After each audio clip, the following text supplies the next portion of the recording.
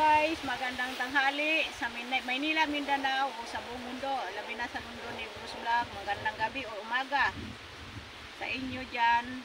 Nandito po tayo ngayon sa isang senior citizens na matagal na nito niyang hinahantay nga siya sana ma-interview din siya dahil ito ay nangailangan din siya ng kunting tulong.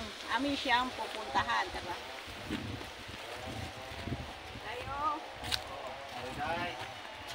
Manong, pwede ba na-interview Manong sa pagtano na ligaw? Oo. Kung unsay imong kinabuhi sa pang adlaw-adlaw. Hindi ko makita sa netball. Pag kinabuhi nimo sa adlaw-adlaw o unsay imong pag kinabuhi, pagkitaan na para na unsay makapalit sa pang adlaw-adlaw, unsay pagkapalit og bugas, unsay imong kinabuhi. Ang akong panginabuhi day pandaro, magsasaka, magbunlay, kargag tubo. Muna akong panginabuhian. Basta asa kung asay na kung naay unsay. O asay ko muna ako ang panarbaho sa panginabuhian ako. Para na-enjoy para naay pamugas bang makapalit-palit ba tawag ko ginagmay.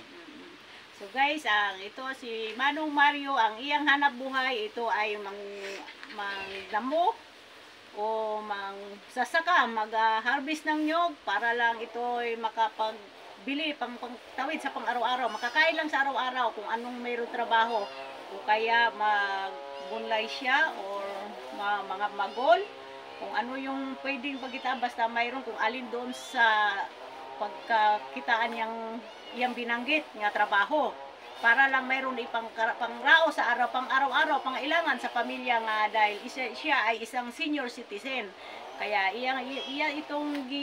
itong pinapangarap na sana ma-interview din siya dahil ito ay kailangan din siya ng konting tulong sa pang-araw-araw.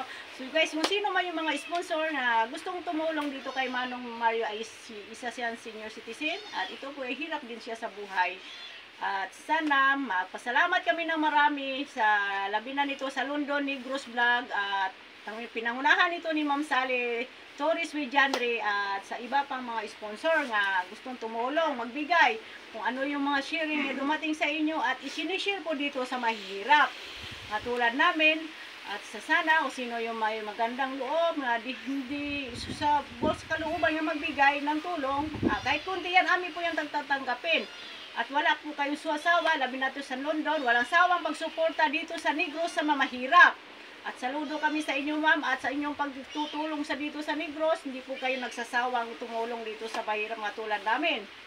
At so anong sa maistorya nimo kung mayroong maibigay mahihatag nimo ang sponsor ng grasya. Pasalamat ko ni Day Sally o taga London o ni Janre o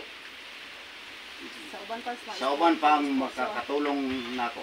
So guys, magpasalamat po siya ng marami kung darating mayang blessing na yan sa kanya kahit kunti lang yan at iyan kailangan sa pang-araw-araw.